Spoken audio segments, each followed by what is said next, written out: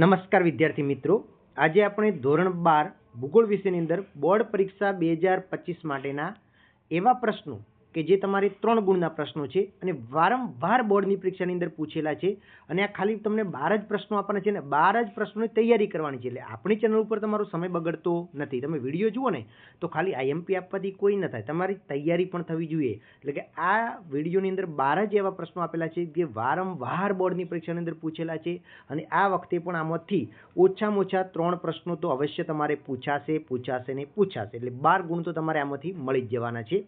તો ચાલો વિડીયોની શરૂઆત કરીએ. એ પહેલાં તમે વિડીયોને શેર કરો, કારણ કે આપણી એકમાત્ર આર્ટ્સના વિદ્યાર્થીઓ માટેની ચેનલ છે, છતાં પણ તમે એટલો બધો સપોર્ટ આપતા નથી. એટલે વિડીયો બનાવવામાં પણ થોડો ટાઈમ લાગે છે. બરાબર, આપણે તમે સપોર્ટ કરો તો અમે વધારે ને વધારે વિડીયો તમારી માટે લાવતા રહીએ, પણ એટલો બધો આર્ટ્સના વિદ્યાર્થીઓ સપોર્ટ કરતા નથી, એ ચોખ્ખું દેખાઈ આવે છે. બરાબર, જોઈએ આ વિડીયો પર કેટલો તમારો પ્રેમ મળે છે. તો જોઈએ, પહેલો જ પ્રશ્ન છે. પહેલો પ્રશ્ન છે કે નિશ્ચયવાદ વિચારધારા અને સંભવવાદ વિચારધારા વચ્ચેનો તફાવત સમજાવો. તો એકદમ સરળ છે. જો કે નિશ્ચયવાદ વિચારધારા છે ને એ શું છે, તો કે મનુષ્યની બધી જ ક્રિયાઓ પર્યાવરણ દ્વારા નિયંત્રિત થાય છે, એવું કોણ કહે છે? તો નિશ્ચયવાદ વિચારધારા જ કહે છે. જ્યારે સંભવવાદ વિચારધારાના શબ્દમાં જ સંભાવના રહેલી છે, એટલે કે એ એવું કહે છે કે ક્યાંય કશી અનિવાર્યતા નથી, સર્વત્ર સંભાવનાઓ રહેલી છે અને માનવી સંભાવનાઓનો સ્વામી છે. આ કોણ કહે છે? તો સંભવવાદ વિચારધારા કહે છે. જ્યારે નિશ્ચયવાદ વિચારધારા બીજું શું કહે છે કે માનવી ભૌતિક પરિબળો સમક્ષ નિષ્ક્રિય પરિબળ છે, એટલે કે માનવીને નિશ્ચયવાદ વિચારધારા નિષ્ક્રિય પરિબળ માને છે. જ્યારે સંભવવાદ વિચારધારા છે ને એ માનવીને ભૌતિક પરિબળોમાં સર્વોપરી માને છે, એટલે કે સક્રિય પરિબળ માને છે અને પ્રકૃતિના તત્વોના ઉપયોગ બાબતનો નિર્ણય માનવીએ જ કરવાનો છે અને કરવા કે ન કરવા એ નિર્ણય માનવી કરે છે. હવે નિશ્ચયવાદ વિચારધારાના સમર્થકોની વાત કરીએ તો Kant, Hubble, Ritter, Kumar Ellen Semple, Huntington આ બધા એના સમર્થક છે. જ્યારે સંભવવાદ વિચારધારાના સમર્થનની વાત કરીએ તો લુસિયન ફાવર, પછી વિડાલ દી લા બ્લાસ, આ એ સંભવવાદ વિચારધારાના પ્રણેતા માનવામાં આવે છે ને એ એકદમ. ચાલો બીજો પ્રશ્ન જોઈએ કે ભારતની વસ્તી નીતિમાં સમાવિષ્ટ બાબતો જણાવો. તો કે ભારતની અંદર જે વસ્તી નીતિ 2026 તૈયાર થયેલી છે એની અંદર કઈ કઈ બાબતોનો સમાવેશ કરવાનો છે? તો પહેલી જ બાબત છે કે 15મી જાન્યુઆરી 2010ના રોજ કેન્દ્ર સરકારે વસ્તી નીતિ જાહેર કરી હતી અને તેની અંદર જોવા જઈએ તો કઈ કઈ બાબતોનો સમાવેશ કરેલો છે? તો પહેલી બાબત કે લોકસભાની બેઠકોની સંખ્યા 543 2026 સુધી જાળવી રાખવાની છે, એમાં કોઈ ફેરફાર કરવાનો નથી, એટલે કે લોકસભાની બેઠકો બાબતનો નિર્ણય છે. બીજું કે નવજાત શિશુઓનો મૃત્યુદર 1030 સુધી નીચે લઈ જવાનો છે, એટલે કે મૃત્યુદર શિશુઓનો નીચે લઈ જવાની બીજી બાબત છે. ત્રીજું કે છોકરીઓની લઘુત્તમ લગ્ન વય 18 વર્ષથી વધારીને ઉપર લઈ જવાની છે, એ પણ એક સ્પષ્ટ નિર્દેશ કરેલો છે, એટલે કે લગ્નની વય બાબતે છે. ત્રીજું છે રસીકરણનો વ્યાપ વધારવાનો છે. ચોથું છે સલામત ગર્ભપાતની સુવિધા વિસ્તારવાની છે, એટલે સલામત પ્રસ્તુતિ થાય એ માટેની વિસ્તારથી કરવાનું છે. આરોગ્ય કેન્દ્રની તમારે જે ડિલિવરી થાય એવું આયોજન કરવાનું છે અને બાળ લગ્ન પ્રતિબંધક ધારાનો સખ્તાઈપૂર્વક અમલ કરવાનો છે. તો આટલી ભારતની વસ્તી નીતિની અંદર સમાવેશ કરેલી બાબતો છે. એના પછીનો ત્રીજો પ્રશ્ન છે કે અસ્થાયી પશુપાલન અને વ્યાપારિક પશુપાલન વચ્ચેનો તફાવત સ્પષ્ટ કરો.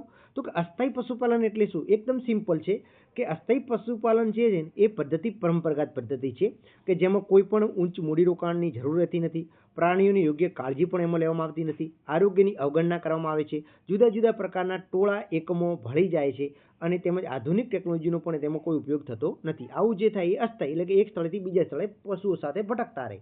જ્યારે વ્યાપારિક પશુપાલન છે ને એ વિચરતી પશુપાલન પદ્ધતિની એક નવી રચના પદ્ધતિ છે જેને મૂડીરોકાણની પણ જરૂર છે, સાપ્તાહિક ચેકઅપ સહિત પ્રાણીની યોગ્ય કાળજી લેવામાં આવે છે, આરોગ્યની અવગણના કરવામાં આવતી નથી અને જુદા જુદા પ્રકારના ટોળા એક સાથે એમાં ભળતા નથી. તેમાં કોઈ ચોક્કસ પ્રકારના પશુઓનું જ પાલન કરવામાં આવે છે અને તે એક આધુનિક તકનીકનો ઉપયોગ કરી અને પશુપાલન કરી અને પશુ સંવર્ધન કરવામાં આવતું હોય છે.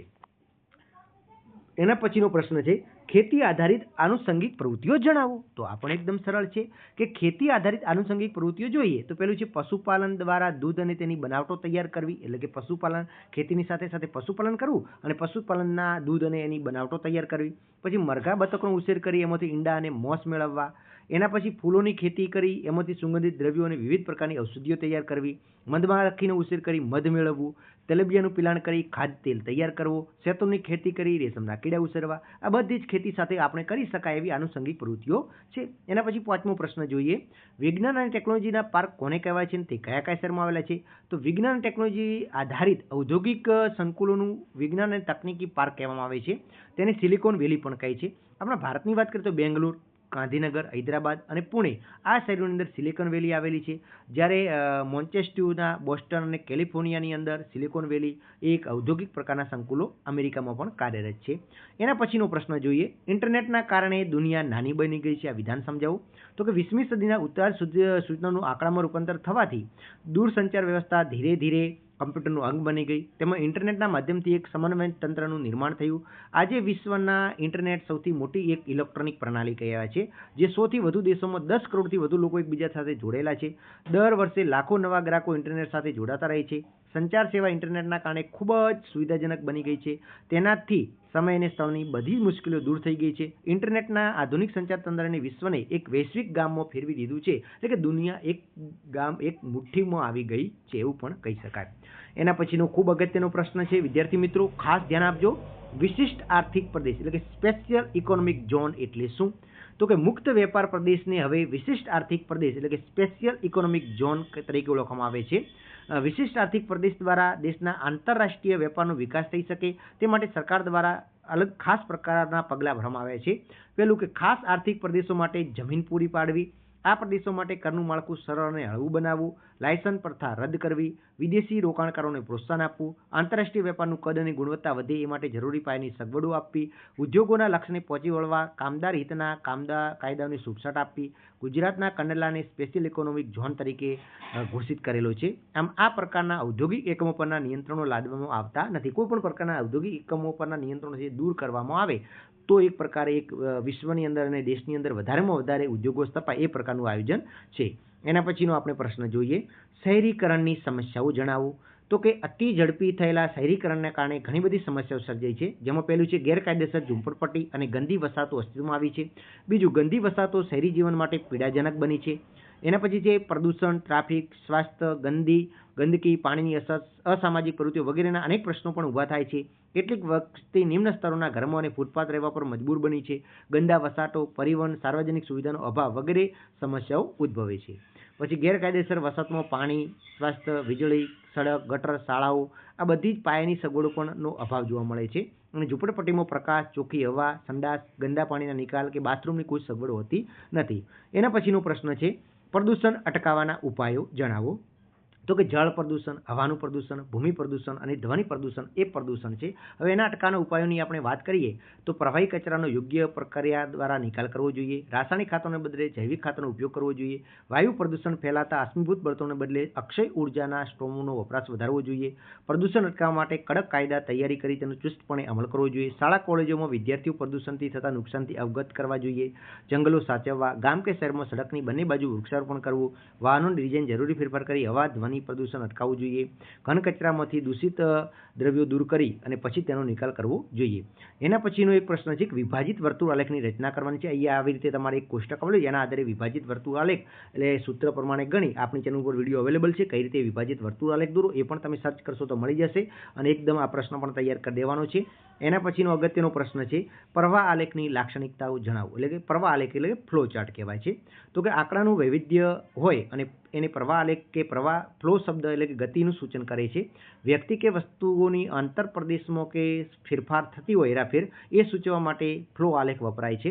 હવે આંકડામાં ઘણું બધું વૈવિધ્ય હોય છે.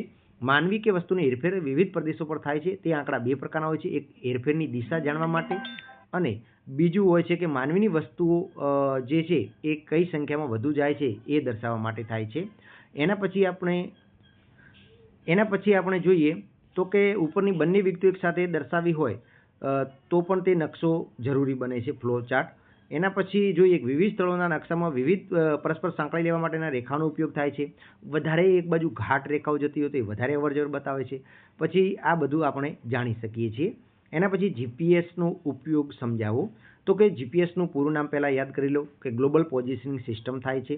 એક વૈશ્વિક સ્થળ નિર્ધારણ પ્રણાલી છે જેના દ્વારા વૈશ્વિક માર્ગ નિર્દેશન કરવાનું કાર્ય થાય છે. અને જીપીએસના ઉપયોગ જોઈએ તો એક આ પ્રમાણે છે કે દુનિયાના કોઈ પણ સ્થળથી અવકાશી પદાર્થોનું સ્થાન નિર્ધારણ કરવામાં ખૂબ જ ઉપયોગી છે. અવકાશ દર્શન કરનાર વહાણવટીઓના અને ટ્રેક્ટર્સ વગેરે પણ ટ્રેક કરી શકાય છે. ચાલક રહિત વાહનોના નિર્દેશ માટે, રસ્તા પરના ટૂંક બસ વગેરે વાહનોના ચોક્કસ સ્થાન જાણવા માટે થાય છે. લક્ઝરી કામ માટે નકશા બનાવવા માટે આ પ્રણાલી પૂરી પાડે છે સેવા. સામાન્ય કામ કરવા માટેના ઉપયોગો નકશા પણ તૈયાર થાય છે. એક ટાઈમ ઝોનમાંથી અન્ય ટાઈમ ઝોનમાં પ્રવેશતા પ્રવાસીઓને સેલ ફોનની ઘડિયાળમાં આપોઆપ જે તે સમય છે એ સેટ થઈ જાય છે. પછી કોલ કરનારનું અસરગ્રસ્તનું કે ઘટના સ્થાનનું લોકેશન જાણવા માટે, મોબાઈલ ધારકનું ચોક્કસ સ્થાન જાણવા માટે તેનો ઉપયોગ થાય છે. ગુનેગારોને પકડવા માટે, પોલીસ તંત્ર દ્વારા મોબાઈલ ટ્રેકિંગ કરવા માટે પણ એનો ઉપયોગ થાય છે. આપત્તિ સમયે સપડાયેલા લોકોને બચાવ કામગીરી પહોંચવા માટે પણ આ પ્રણાલીનો ઉપયોગ થાય છે. માલવાહનની ગતિ અને સ્થાન જાણવા માટે ઉપયોગી છે. અતિ વિશેષ સુરક્ષા કવચ ધરાવનાર મહાનુભાવોના કાફલા સાથે પણ આનો ઉપયોગ થાય છે. તો આ બધા જ પ્રશ્નો ખૂબ અગત્યના છે અને તૈયાર